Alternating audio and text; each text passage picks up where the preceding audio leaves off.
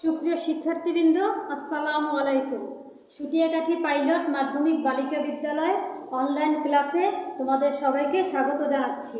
আমি নুসরাত কবির তোমাদের সামনে হাজির হয়েছি সপ্তম শ্রেণীর বাংলা প্রথম পত্র বিষয়ে গদ্যের একটি প্রবন্ধ রচনা নিয়ে। প্রবন্ধের নাম হচ্ছে রোকেয়া সাখাওয়াত হোসেন, লেখিকার নাম সেলিনা হোসেন। এখন আমরা লেখক পরিচিতির ভেতরে যাই। সেলিনা হোসেনের জন্ম 1947 সালের 14 জুন, রাজশাহীতে জন্মগ্রহণ করেন। তার পৈতৃক নিবাস হচ্ছে লক্ষ্মীপুর জেলার হাজিরপাড়া গ্রামে। সেলিনা হোসেনের উল্লেখযোগ্য রচনা হচ্ছে জলোচ্ছ্বাস, হাঙর নদীর গ্রেনেড, পোকামাকড়ের ঘরবসতি, মগ্ন চৈতন্যের শীষ, মুক্তিযুদ্ধের গল্প। বিশিষ্ট ঔপন্যাসিক ও গল্পকার সেলিনা হোসেনের লেখা বিভিন্ন গল্প ও উপন্যাস বিশ্বের বিভিন্ন ভাষায় অনুদিত হয়েছে। রচিত উপন্যাস অবলম্বনে চলচ্চিত্র নির্মিত হয়েছে। এখন আমরা প্রবন্ধের ভিতরে চলে যাই। রোকেয়া সাখাওয়াত হোসেন। রোকেয়া সাখাওয়াত হোসেনের আসল নাম হচ্ছে রোকেয়া খাতুন। বিয়ের পরে তার স্বামীর নাম অনুসারে তার নাম হয় রোকেয়া সাখাওয়াত হোসেন। রোকেয়া জন্মগ্রহণ করেন 1980 সালের 9 ডিসেম্বর রংপুর জেলার পায়রাবন্দর গ্রামে। পায়রাবন্দর গ্রামে তাদের বাড়িটি ছিল বিশাল। তার পিতা জহির মোহাম্মদ আবু আলী সাবের প্রভূত ভূসম্পত্তির অধিকারী ছিলেন। পায়রাবন্দর গ্রামে 3.5 বিঘা জমির মাঝখানে ছিল তাদের বাড়িটি। বেগম রোকেয়ারা 2 ভাই 3 বোন ছিলেন। তার বড় 2 ভাই কলকাতার সেন্ট জেভিয়ার্স কলেজ থেকে উচ্চশিক্ষা লাভ করেন। তার এক ভাইয়ের নাম হচ্ছে ইব্রাহিম সাবের আর আরেক ভাইয়ের নাম হচ্ছে খলিলুর রহমান সাবের। যদিও রোকেয়ার মাতার নাম তোমাদের বইতে দেওয়া নাই, তার মাতার নাম হচ্ছে রাহাতুন নেসা সাবেরা চৌধুরানী।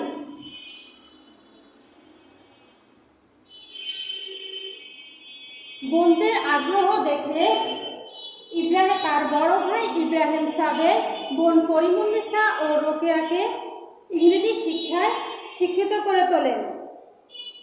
বেগম রোকেয়া তার বড় বোন করিমুন্নেসার অনুপ্রেরণায় বাংলা সাহিত্য রচনা ও চর্চার প্রতি আগ্রহী হয়ে ওঠেন।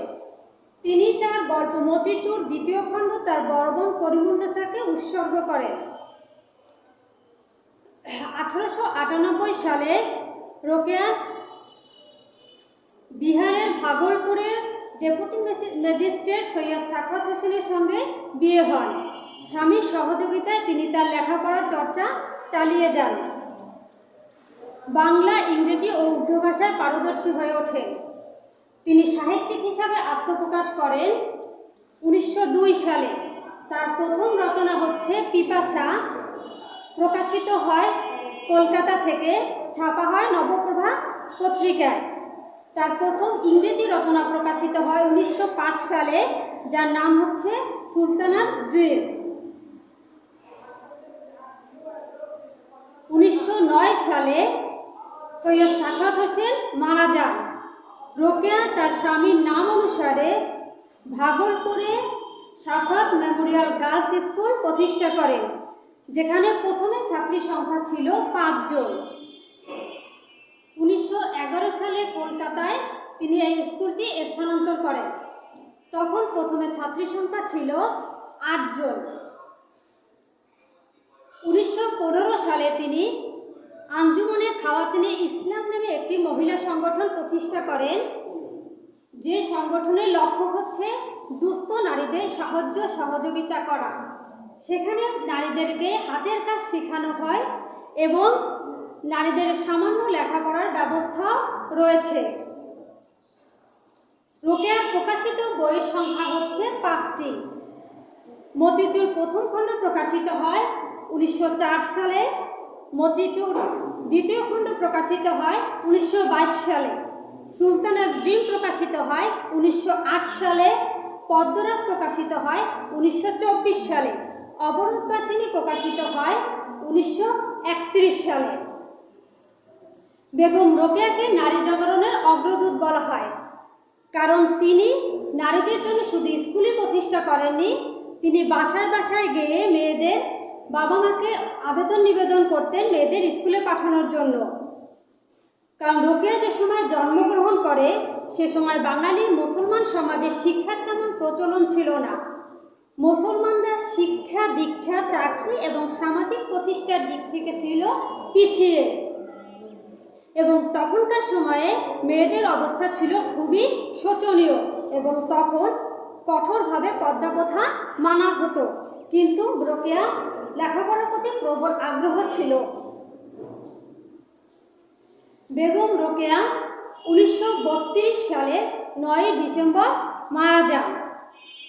এখন গল্পের ভিতরে আমাদের কিছু শব্দ আসছে, শব্দগুলো নিয়ে আমরা একটু আলোচনা করি। যেমন হচ্ছে প্রভূত। প্রভূত শব্দের অর্থ হচ্ছে প্রচুর। তারপর আমরা শব্দ পেয়েছি ভূসম্পত্তি। ভূসম্পত্তি শব্দের অর্থ হচ্ছে জমি জমা। তারপর আমরা পেয়েছি প্রবল। প্রবল শব্দের অর্থ হচ্ছে প্রচণ্ড। তারপর আমরা শব্দ পেয়েছি অনুপ্রেরণা। অনুপ্রেরণা শব্দের অর্থ হচ্ছে উৎসাহ। তারপর আমরা পেয়েছি অনুকূলে। অনুকূলে শব্দের অর্থ হচ্ছে পক্ষে। তারপরে বিংশ শব্দ। বিংশ শব্দের অর্থ হচ্ছে 20 বা 20। দূরদৃষ্টি সম্পন্ন, যার শব্দ হচ্ছে দূরকে দেখার দৃষ্টি। এখানে দূর বলতে ভবিষ্যৎকালকে বোঝানো হয়েছে। অগ্রদূত শব্দের অর্থ হচ্ছে পথ প্রদর্শক। যাই হোক, আশা করি শিক্ষার্থী তোমরা এটা বুঝতে পেরেছো। করোনাকালীন সময়ে এই অনলাইন ক্লাসের ব্যবস্থা করার জন্য আমাদের দেশের প্রধানমন্ত্রী ও শিক্ষামন্ত্রীকে অভিনন্দন জানাচ্ছি, জানিয়ে আমার পাঠটি শেষ করছি।